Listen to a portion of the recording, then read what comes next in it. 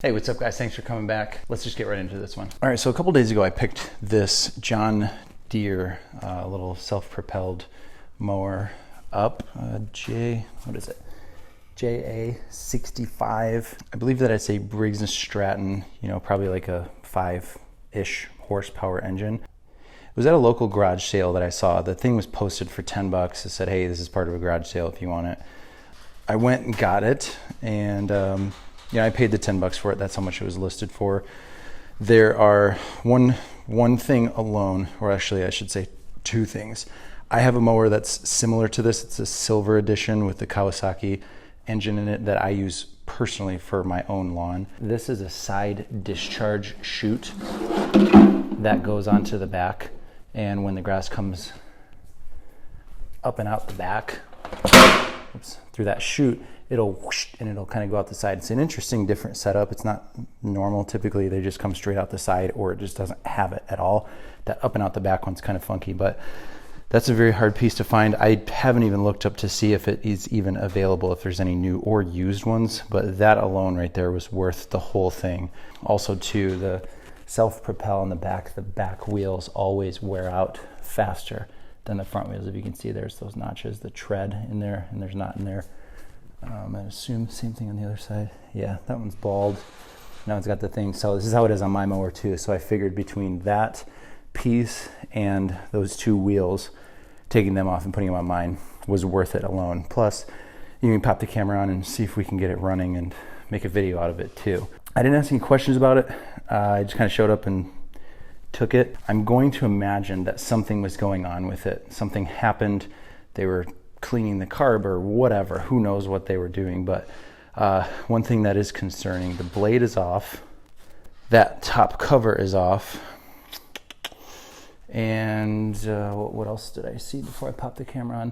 There is a little bit of oil leaking in through there, and the last, arguably the major thing, is there's a hole in the side of the deck. So that is the most concerning thing. I'm assuming that has something to do with the reason why they took the blade off. Something probably got caught under there and, bent the crankshaft or something. So let's tear into it. Let's figure out what happened. See if we can get the engine maybe to come back. Maybe it turns out to be a fine mower. Maybe not. Before I continue, I am going to get the handlebar set up and everything kind of all put back together. I'll probably leave that cover off for now because we'll get in there at some point. I'll turn you guys back on and we'll see. We'll just kind of do our normal overview before we go any further. All right, I got that handlebar and everything all put back together. The bag is off over to the side. Like I said, I'm not going to put that top cover on yet. So let's take a look at this and let's see what we can try to find out. Spark plug looks brand new. They might have tried to change that when they were having problems with it, or what they thought were problems, but who knows. Smell the gas. Okay, so that gas tank, I'm not even going to smell it. You can see bone dry. And it smells pretty good.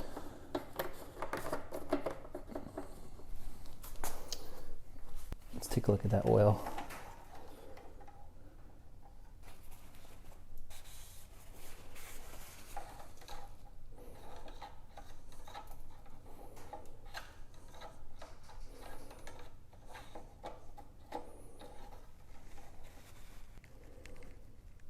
Oh boy. Let me see if I can get the full mark. You can see where it's up to. I don't know if it's going to show, but the full mark is like right at my fingernail. Right there. That's not good. So whoever filled it up with the oil last put like 2 or 3 times the amount in it, which I would argue to say that overfilling the oil is actually probably worse than letting it run a little bit low. Obviously you want it to be at a level that's comfortable, but that's not good. We might be narrowing in. I'm going to guess it probably has something to do with that. If everything was turning over inside of there with 2-3 times the amount of oil that it had, it's going to start wanting to burst at the seams somewhere. All right, let's pull it over. I didn't even check to see when I bought it if it pulls over. I'm going to assume that it does. Uh-oh. Oh boy. There is almost no compression, if any. I think I heard something too. Let's take a listen.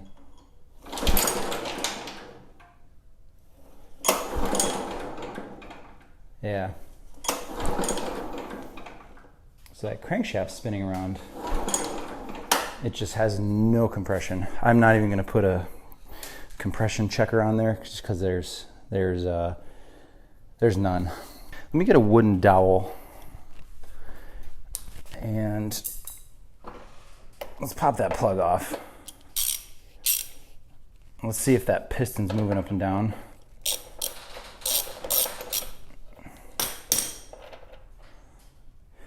Yeah, so that spark plug is just brand new. So I'm gonna guess they probably tried that. Okay, so this should move. It should move when I pull it. Nope. Yeah, that piston's not even moving. Right, we're already this far into it. So here's what I said earlier in the video. I'm in this for those 2 front tires and that discharge chute. That's worth it to me for this. I don't know that if it's worth necessarily repairing. It's just these things, you know, they'll go for $100-ish, give or take the time of year and what the condition of it is in. You know, there's that thing, which kind of worries me. I mean, we can tack a little piece in there and sand it down and spray paint it. It's obviously not going to look good, but it'll do the job. When I was putting that blade on off camera, I lifted it up. The underside of the deck does not look too bad. It really doesn't. You know, just normal wear and tear. The transmission seems good. If I, you know, forward it clicks, backwards it stops.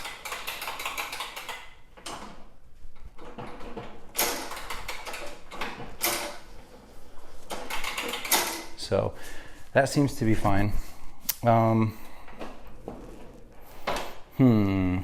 do we do? I kind of don't want to go any further with this, but we already popped the camera on. Oh, let's do it. Let's just tear the engine apart. We'll just see, take some guesses as to what's going on with it. I'm gonna guess they overfilled the engine with oil, and I'm gonna say that connecting rod probably broke. I can feel that camshaft spinning. It's just that piston's not going up and down. So I probably threw a rod, something like that. I mean, maybe the part's only like, maybe I can find them for like $5 or $10, and you know, we only have $15 into this thing. I get what I want out of it, and we still can sell it for, you know, between $60 and $80. You know, it'll take us maybe an hour, start to finish, to take it apart and put it back together, plus some miscellaneous time maybe to clean it up a little bit.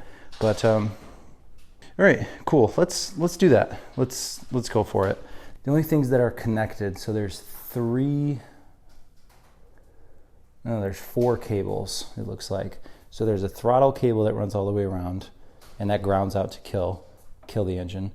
Let's see. That's the shifter. This is the tension on the pulley. It'll pull that pulley backwards that's mounted on top of the transmission. That's connected to the pulley on the crankshaft, so that's what engages the transmission.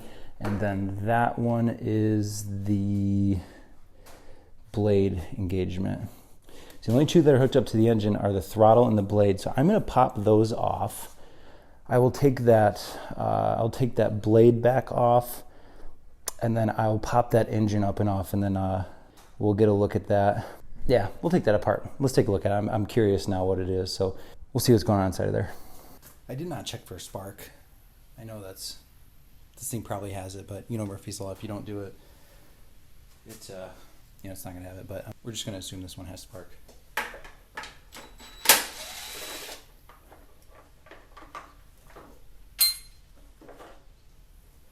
This doesn't have any fuel in it, so I'm gonna disconnect this line.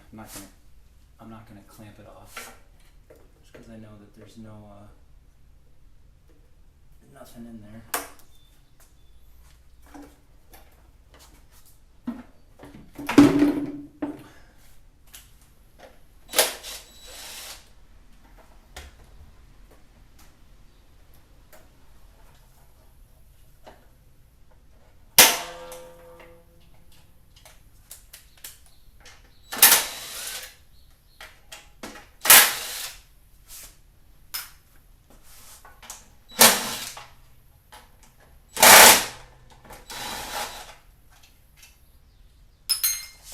Let's get that oil out of there first so that way it doesn't go spilling everywhere.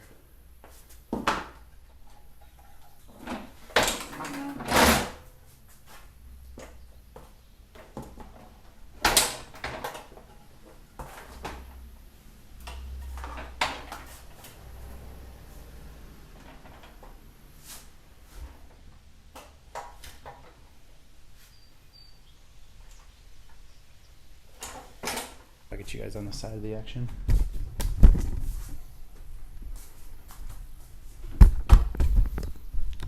While it's draining out, I'm gonna take that air filter cover off. Get a look at that air filter, see what it looks like.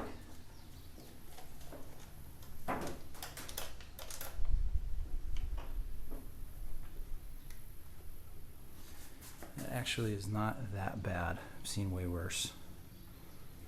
So I have this shroud basically coming off. This dipstick is stuck into the base, but the dipstick tube is attached to this shroud. So I'm going to pull this off and get a little bit more.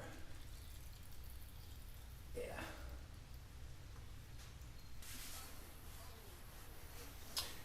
All right, that's good enough for me. All right, a couple things.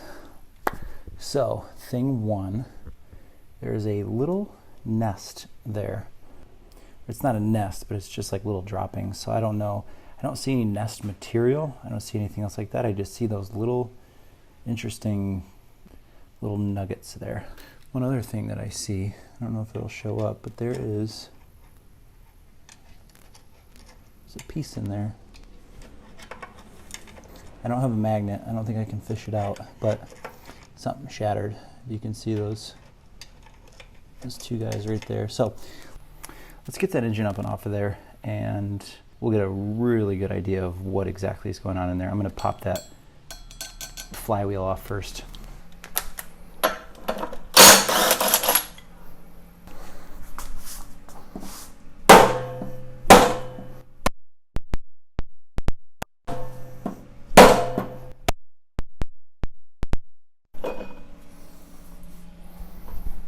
All right, now that I got that off, the only last thing is just unbolting, the 4 bolts that are holding it on and the blade. I'll get those things off and get it up on the bench, pop the camera back on. All right, so I got that engine off. The only thing that gave me a problem was there was a bolt that was holding that brake clutch assembly on there that was threaded into the crankshaft. So when I tried to take it off, the crankshaft wanted to spin, so I did have to put that flywheel back on there.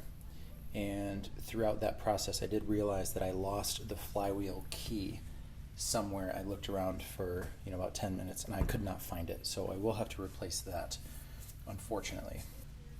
I do have a couple keys that did fit that size. The only problem is that those are square, and I'm pretty sure that that was one that had a round over, or the flywheel key sheared at some point, and maybe that hole on the side has to do with something to do with that. But or no, actually no, it's not. You know why? See that cones that goes from wide to thin as you move from here forward, and that key slot is almost non-existent on this side, and then it's deep on that side. See how it goes way down? And then right there, it barely goes down at all, and then it grades up. See that slope up? So anyways, so that's the point. So this didn't work. It worked enough to the point where it kept the flywheel in place, but so that's that. Let's get that base off of there.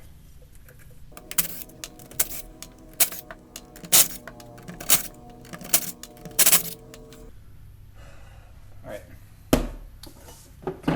Let's give it a couple taparoos.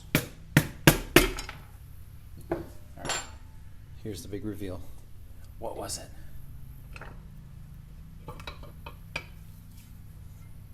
Yeah, it was that connecting rod. Yeah, I'm gonna clean up a little bit. Yikes.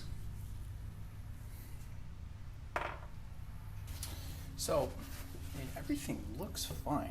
It really does. Nothing actually get that piston out of there. Come on, guy. Let's see how that piston looks. May.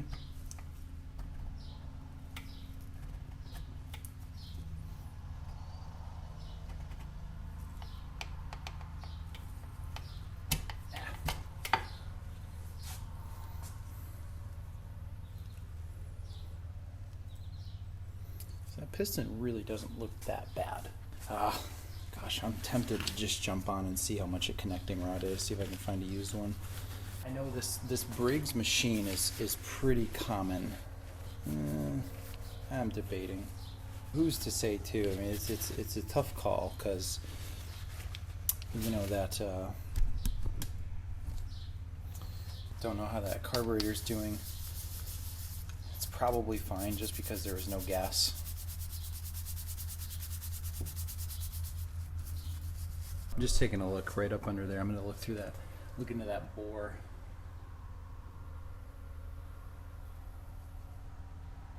Yeah, it looks good too. Man, I am really debating just seeing how much one is. All right, here's a plan. So that's obviously destroyed and needs to be replaced. I was hoping, and I hoped too hard, this crankshaft is trash also. So here's what I'm gonna do.